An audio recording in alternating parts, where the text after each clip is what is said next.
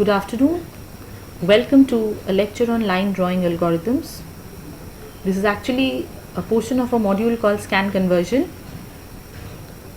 We study this in computer graphics. This is also one of the courses that I am going to take up in the upcoming 6th semester in my college. Before we move on further into the topic, let me give you a brief overview of what this lecture is all about. We'll first look into the problem of scan conversion. We'll discuss what aliasing and anti-aliasing is. We'll get accustomed to some of the technologies. Moving on to the line equations, we'll start off with the parametric equation or the classical form of a line, something that we've done in our coordinate geometry classes. It's known by the slope-intercept equation. We'll move on to the improvised version given by DDA and a further refinement designed by a gentleman known as Bressenham. A takeaway of the course would be each student listening to this should be able to give a comparative study between the different line drawing algorithms. Firstly, let's look into what scan conversion is. The technical definition of scan conversion is converting a line into its discrete approximations. Let's start with a very simple example. Given two endpoints 2, 2 and 7, 5. If I ask you to draw a line joining these, the simplest and the most easiest way of doing it would be to take a paper and a pencil, plotting these 2 points and joining them using a ruler. The same method becomes a headache once you are told to do this on a computer screen. What happens when we try to draw this on a pixel-based display? If I consider my monitor to be a matrix having rows and columns, and the intersection point of a column with a row is what is a pixel. A pixel stands for a pic element or a picture element. An image in computer graphics comprises of these pixels. So what happens when I ask you to draw or scan convert a line, that is convert a smooth line into its pixelated form? Basically, I am trying to find out the coordinates of the intermediate points. This is what the pixelated display is. It might so happen that while scan conversion takes place, some pixels might overlap with each other, some might lie on top of the actual line path shown in the red bold line, and some might lie below the actual line path. When I sit and draw a line joining these pixels, it does not give me a very smooth line, instead a jagged one. So the jagged effect is basically the phenomena which is technically defined by aliasing. It is because of aliasing that a smooth line segment becomes pixelated, or in other words, the pixels tend to drift from their actual line path, thus giving the line a very jagged form. This can be countered by a phenomena known as anti-aliasing. If I were to define anti-aliasing, it's what we called, let me just get,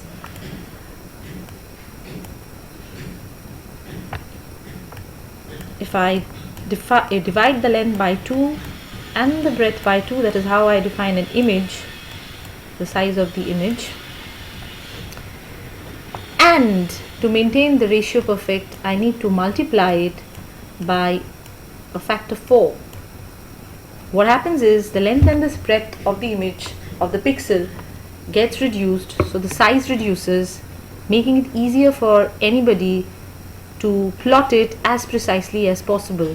But multiplication by a factor 4 increases the total number of pixels in the image, and an increase in the total number of pixels means we need much more memory space to store the same image. So although aliasing can be countered to a certain extent by anti-aliasing, the amount of memory requirements for this particular phenomena is huge.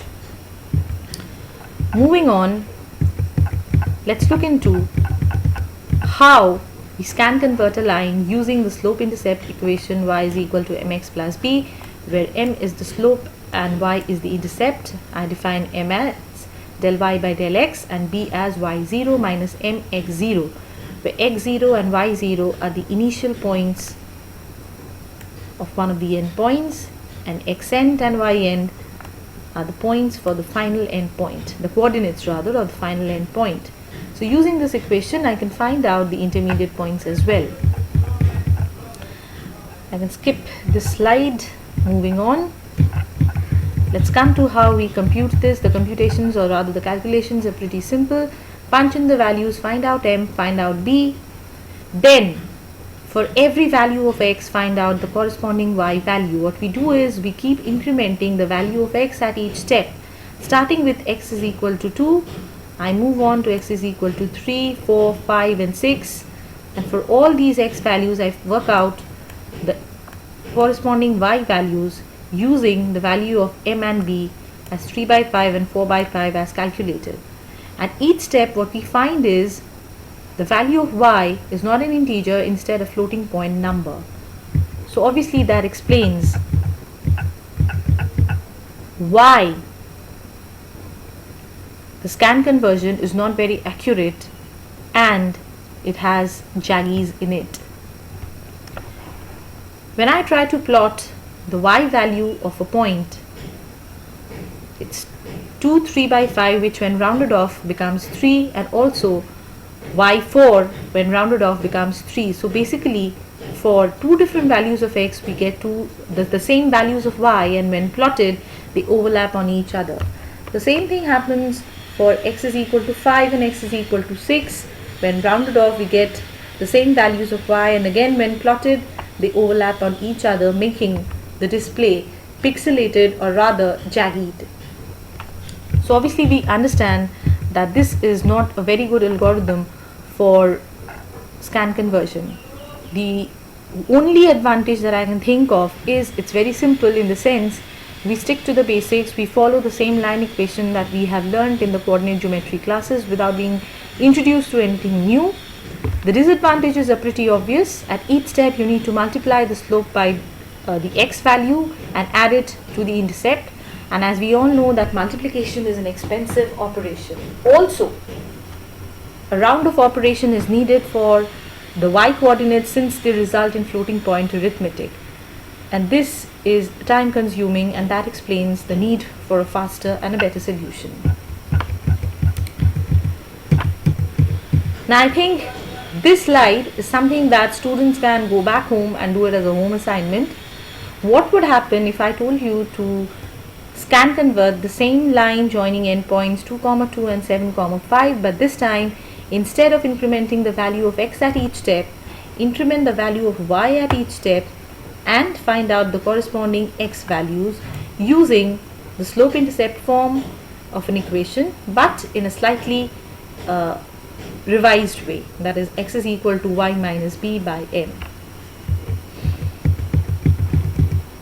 You can go back, calculate and come back and check with this particular lecture. Moving on to the improvised line drawing that was defined by Digital Differential Analyzer, the acronym for which is DDA. It's studied under two cases. Case number 1 is when the absolute value of the slope is less than or equal to 1. This is when you set del x is equal to 1. If you recall, we defined the slope as a ratio of del y by del x. Del y is the increment along the y-axis and del x is the increment along the x-axis.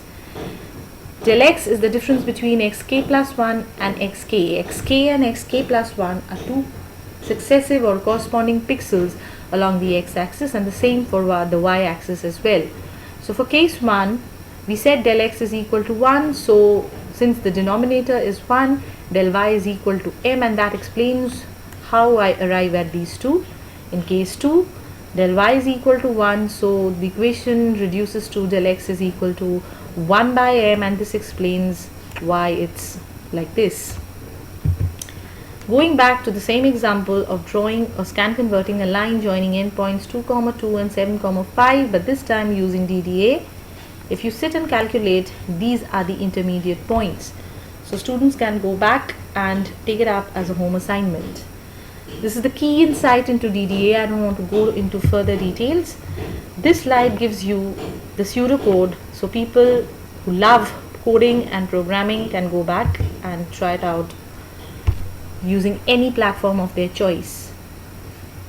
It's obviously faster than the previous approach in the sense, if you go back to the basic equations, you'll find that there's no multiplication involved, only additions are involved. But again, if you sit and calculate, you'll find that we've been able to remove the multiplications but not the floating point arithmetic. For every value of y that you calculate, it needs to be rounded off. So DDE algorithm is pretty good, but I guess we can do better, and this is the motivation behind studying the most popular line drawing algorithm in this category that was given by Bressenham. So as it says that the biggest advantage of this algorithm is that it uses only integer calculations.